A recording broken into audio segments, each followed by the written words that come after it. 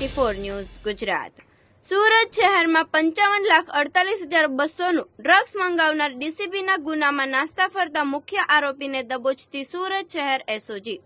Police commissioner Shri Anupamsinh Gehlot સાહેબ સુરત શહેરનાઓ દ્વારા no drugs in Surat city અભિયાન અંતર્ગત નાર્કોટિક્સના ગુનામાં સંડોવાયેલ નાસ્તા ફરતા આરોપીઓને પકડી પાડવા અંગે આપેલ સૂચના અનુસાર સંયુક્ત પોલીસ કમિશનર શ્રી રાઘવેન્દ્ર વત્સ ક્રાઇમ, નાયબ પોલીસ કમિશનર શ્રી રાદીપસિંહ નકુમ સાહેબ એસઓજી સુરત શહેરનાઓના માર્ગદર્શન હેઠળ એસઓજી દ્વારા કામગીરી કરવામાં આવેલ છે.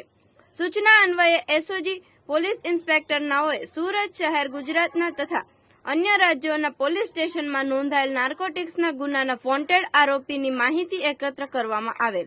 જે આરોપીઓ પૈકી સુરત શહેર ખાતે રહેતા આરોપીઓને ડેટા અલગ કરી આ આરોપીઓને ઝડપી પાડવા એસઓજી ટીમના માણસોને સૂચના આપવામાં આવેલ. જે સૂચના અન્વયે સુરત શહેર એસઓજીના માણસો વર્કઆઉટમાં હતા. તે દરમિયાન એએસઆઈ જલુભાઈ મગનભાઈ તથા હેડ કોન્સ્ટેબલ રામજીભાઈ મોહનભાઈ નાઓને મળેલ બાતમી આધારે ચોક બજાર સૈયદવાડા પટની હોલ પાસે ગુલામ ચાચા નાનચાપ રેસ્ટોરન્ટ સામે જાહેર રોડ ઉપરથી આરોપી આદિલ ઉર્ફે આદિલ જાડિયો ઉર્ફે આદિલ મસાલા રફીકભાઈ વાણિયાને દબોચવામાં આવેલ છે.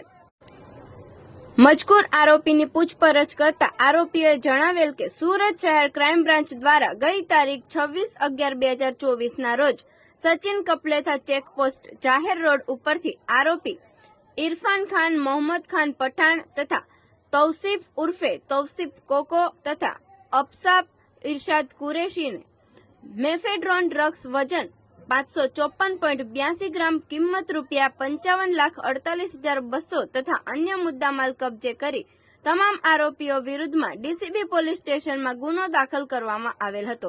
જે ગુનામાં કબજે કરવામાં આવેલ ડ્રગ્સ પૈકીનું ડ્રગ્સ પોતે મંગાવેલ હોવાની હકીકત જણાવેલ છે. જેથી મજકૂર આરોપી વિરુદ્ધમાં કાયદેસરની કાર્યવાહી કરી આગળની તપાસ અર્થે ડીસીબી પોલીસ સ્ટેશનને સોંપવા તજવીજ હાથ ધરેલ છે. આવા અવનવા સમાચાર જોવા માટે જોતા રહો P24 ન્યૂઝ ગુજરાત.